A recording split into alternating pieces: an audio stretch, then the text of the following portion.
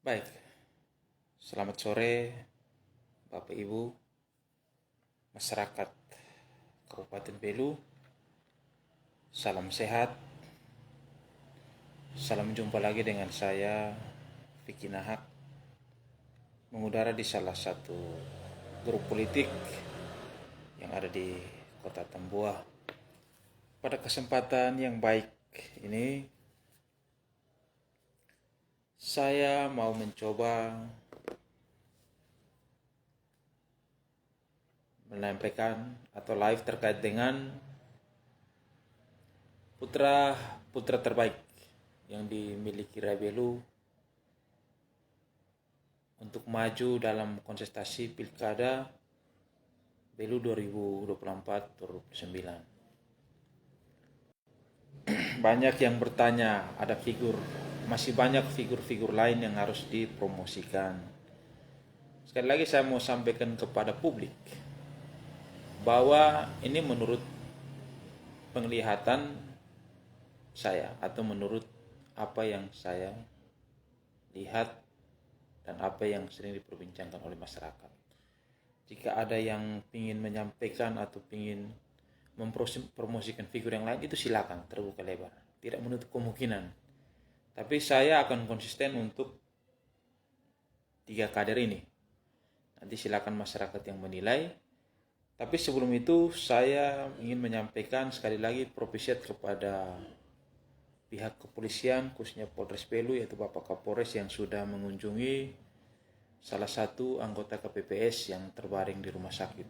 Sekali lagi luar biasa bahwa betul-betul Bapak Kapolres Belu bersama jajaran ini betul-betul sangat mendekatkan diri, sangat dicintai oleh masyarakat Kabupaten Belu. Ya, ini bukan masalah pencitraan, tapi keterpanggilan. Terus yang kedua saya ingin menyampaikan kepada publik terkait dengan, tadi saya lihat berita lagi terkait dengan ada keterlibatan oknum lurah dan oknum diduga bahwa ada kabak hukum terkait dugaan mendukung salah satu calon legislatif. Biarkanlah itu ranahnya Bawaslu. Kalau laporan masyarakat sudah sampai di sana, biarkanlah Bawaslu berproses bersama kejaksaan dengan kepolisian.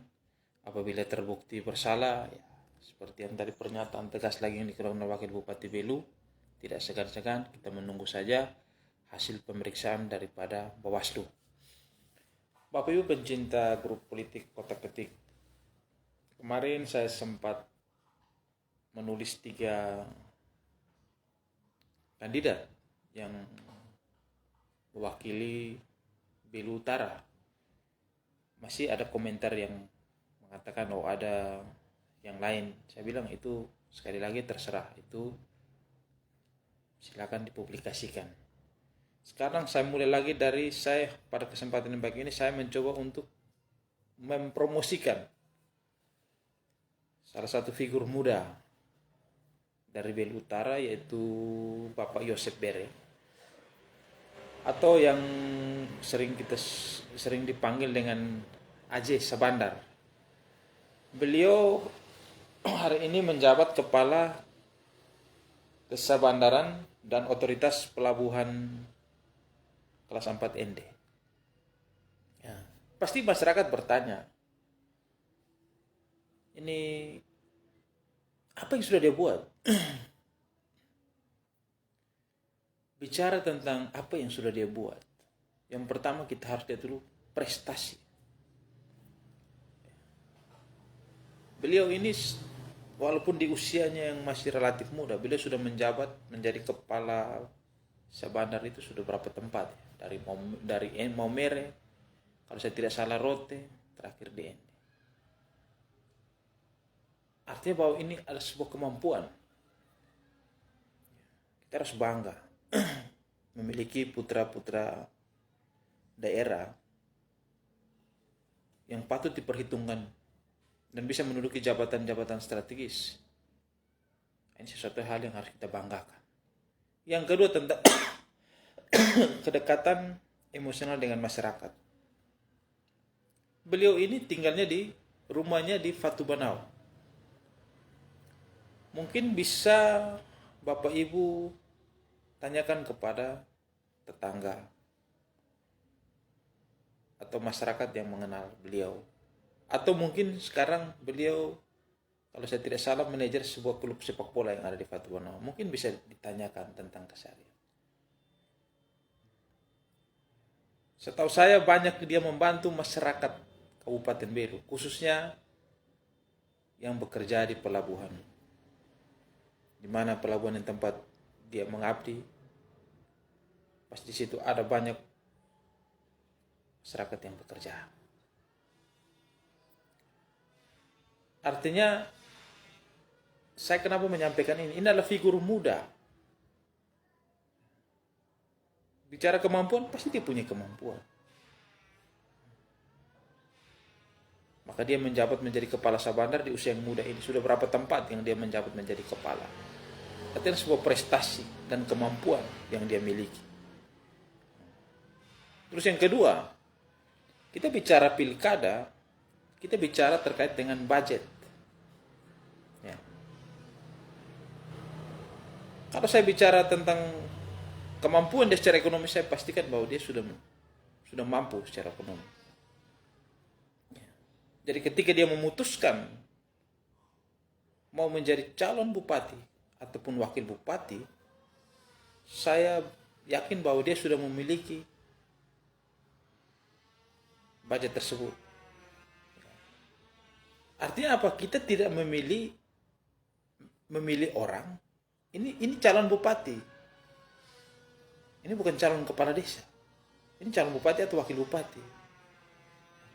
Kalau dia tidak punya kemampuan secara finansial, maka tidak perlu kita bicarakan di sini. Kenapa saya katakan demikian? Ya.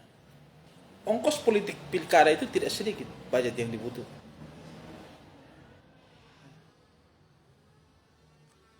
Yang kedua, faktor daripada mendapatkan pintu partai itu juga minta maaf. Saya pastikan juga tidak mungkin gratis. Karena belum mesin partai itu bekerja. Kalau kita pilih yang tidak mampu secara finansial, terus untuk apa? Terus kita pilih yang tidak mampu secara finansial, pasti dia akan berafiliasi dengan oknum pengusaha atau oknum kontraktor. Dengan catatan nanti menang pilkada, berarti ada yang istilahnya balas jasa. Kapan dia bekerja untuk kepentingan masyarakat? Ya. Inilah kenapa saya memilih beberapa calon dari Memelak Belu Utara. Karena saya melihat bahwa mereka punya kemampuan secara finansial. Artinya apa? Yang mereka cari bukan keuntungan untuk mendapatkan untuk pribadi mereka. Mereka hanya ingin mengabdi untuk Rebelu ini. Supaya besok-besok ada catatan tersendiri, bahwa nama si ini, dia pernah berbuat untuk Rebelu ini. Itu yang dicatat. Sekali lagi, kalau kita pilih yang secara finansial dia tidak mampu, terus kita paksakan dia masuk, saya kembali kepada masyarakat untuk menilai. Inilah alasan kenapa hari ini saya mulai daripada yang muda, yaitu Bapak Yosef Bere. Secara kemampuan, saya yakin dia punya kemampuan yang menghudi. Karena di usia yang masih muda, dia sudah menjabat menjadi kepala Sabandar. Bahkan di 3 tempat. Ini hal yang luar biasa. Bicara kemampuan secara ekonomi, saya yakin dia mampu secara ekonomi. Bicara terkait dengan dikenal masyarakat, dia ditanya di masyarakat Lama Kenin Selatan khususnya. Beliau sangat familiar dan sangat dikenal di masyarakat. Dan beliau juga suka membantu masyarakat. Hanya satu kelebihan beliau membantu masyarakat, dia tidak pernah suka publikasikan. Orang-orang begini yang menurut saya pantas dia untuk memimpin Rebelu. Karena tangan kiri memberi, tangan kanan tidak perlu tahu. Sehingga ada pertanyaan, apa yang sudah dibuat? Memangnya orang berbuat sesuatu harus menyampaikan kepada publik? Tidak. Yang terakhir, mudah-mudahan beliau bersedia. Karena saat ini beliau masih aktif jadi kepala Syahbandar. Mudah-mudahan bersedia untuk mau maju menjadi calon bupati atau wakil bupati. Itulah kenapa saya mencoba untuk menyampaikan kepada publik dasar argumen saya kenapa memilih orang ini. Yang pertama secara kemampuan yang tadi saya katakan. Masih muda, sudah memimpin, sudah menjadi kepala Syahbandar di 3 tempat. Kalau tidak punya kemampuan dan prestasi, tidak mungkin beliau ditaruh di situ. Yang kedua, kemampuan secara finansial. Ini perlu ketika seseorang maju untuk mencalonkan diri menjadi calon bupati wakil bupati, minimal dia punya finansial. Yang ketiga, kedekatan secara emosional dengan masyarakat. Beliau sangat dekat dan suka membantu masyarakat. Yang keempat, beliau itu rendah hati dan tidak sombong. Itu yang terpenting. Jadi kalau misalnya ada yang bertanya, kenapa tidak ada yang lain? Saya bilang yang lain silakan.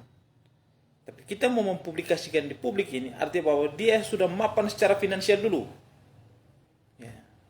Karena saya bilang ongkos politik ini tidak gratis saat ini. Kita bercermin pada pemilihan legislatif baru-baru ini saja, yang baru selesai beberapa hari yang lalu.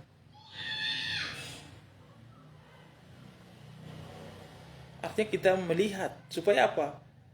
Kalau orang itu punya kemampuan, tapi secara finansial dia tidak punya, otomatis dia akan berafiliasi dengan oknum pengusaha ataupun oknum kontraktor. Maka terjadi transaksi politik di situ. Artinya apa? Ketika dia sudah menjabat, dia harus mengikuti alur dan kemauan daripada oknum pengusaha atau kontraktor tersebut. Karena masalah apa? Karena sumber dananya dari mereka-mereka. Itulah dasar pertimbangan saya untuk tidak memilih calon-calon seperti begitu. Maka saya tetap perkuatkan argumen saya kenapa saya memilih orang-orang yang mapan secara ekonomi. Karena apa? Karena dia hanya untuk mengabdi dan melayani masyarakat. Itu yang penting. Bapak Ibu pencinta grup politik Kota Ketik,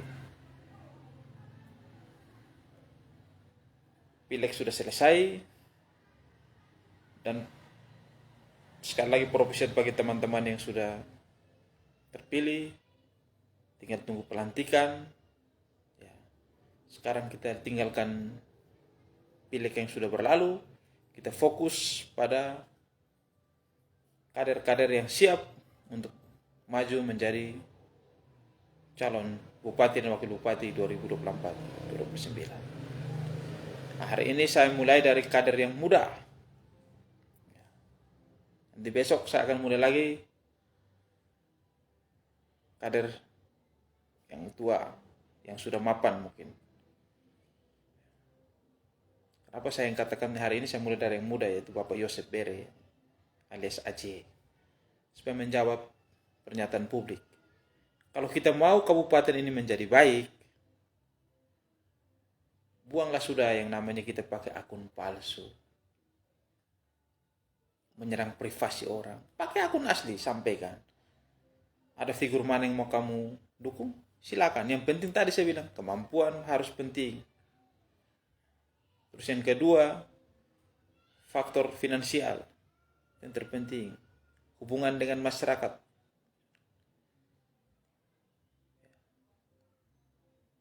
Yang terpenting adalah finansial ini.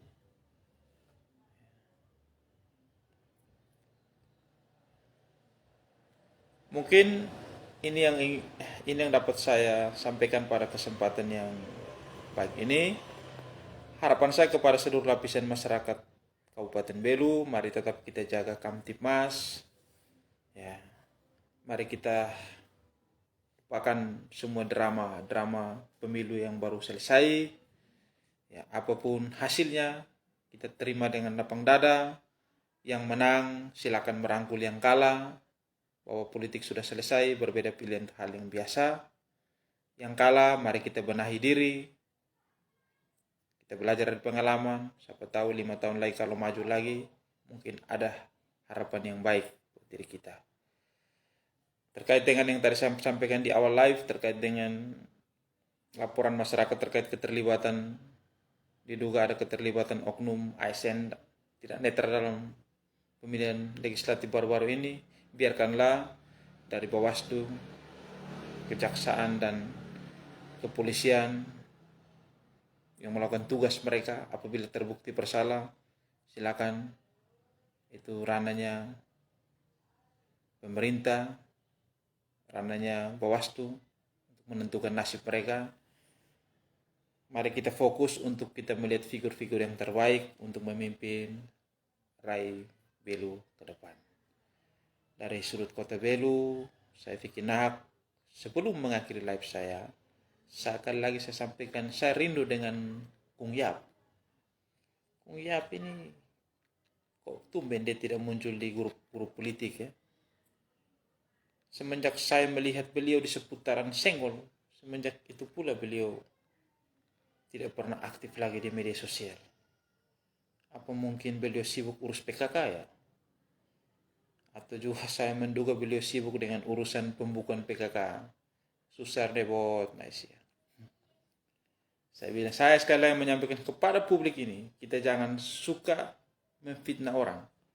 Kita jangan bangga dengan hari ini kita menjadi bagian daripada yang menang.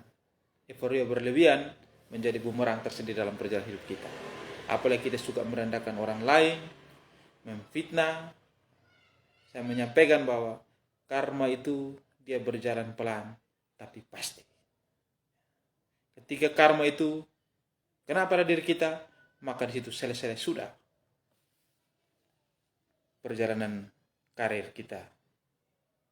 Saya bilang, maka jangan sekali-sekali bermain-main dengan api kalau engkau takut terbakar. Jangan sombong ketika menang. Ini saja yang ingin saya sampaikan. Selamat sore, senantiasa Tuhan memberkati kita semua.